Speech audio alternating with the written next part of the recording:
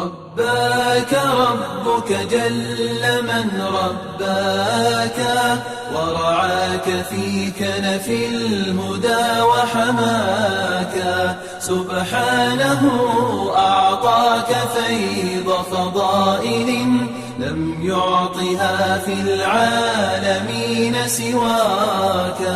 سواك في خلق عظيم وارتقى فيك الجمال فجل من سواك سبحانه أعطاك خير رسالة للعالمين بها نشرت هداك وحباك في يوم الحساب شفاعة محمودة ما نالها إلاك الله أرسلكم إلينا رحمة ما ضل من تبعت خطاه خطاك ما ضل من تبعت خطاه خطاك قلنا حيارى في الظلام فأشرقت شمس الهداية يوم لاح سناك كنا وربي غارقين بغينا حتى ربطنا حبلنا بعراك لولاك كنا ساجدين لصخرة أو كوكب لا نعرف الإشراك لولاك لم نعبد إلها واحدا حتى هدانا الله يوم هداك أنت الذي حن الجماد لعطفه وشكى لك الحيوان يوم رآك والجذع يسمع بالحنين أنينه وبكاؤه شوقا إلى لقياك وبكاؤه شوقا إلى لقياك ماذا يزيدك مدحنا وثناؤنا والله في القرآن قد زكاك ماذا يفيد الذب عنك وربنا سبحانه بعيونه يرعاك بدر تحدثنا عن الكف التي رمت الطغاة فبوركت كفاك والغار يخبرنا عن العين التي حفظتك يوم غفت به عيناك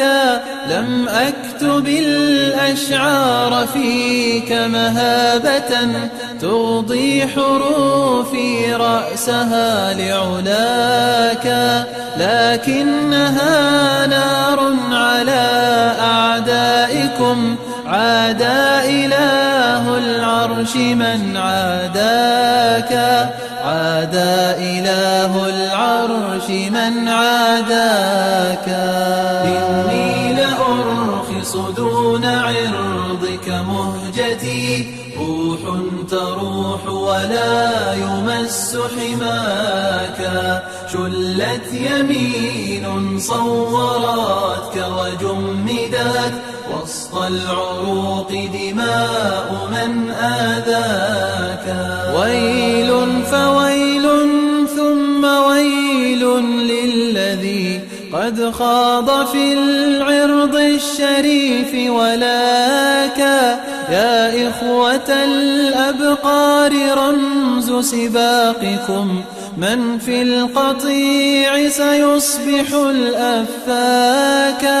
النار يا أهل السباق مصيركم وهناك جائزة السباق هناك تتدافعون لقعرها زمرا ولن تجدوا هناك عن الجحيم فكاكا تجدوا هناك عن الجحيم فكاكا الإسلام نكسر أنفهم ونكون وسط حلوقهم أشواكا. لك يا رسول الله نبض قصائدي، لو كان قلب للقصيد فداكا. هم لن يطولوا من مقامك شعرة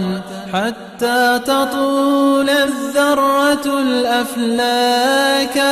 والله لن يصلوا إليك ولا إلى ذرات رمل من تراب خطاكا. هم كالخشاش على الثرى ومقامكم مثل السماء، فمن يطول سماكا. روحي وأبنائي وأهلي كلهم وجميع ما حوت الحياة فداكا، وجميع ما حوت الحياة فداكا.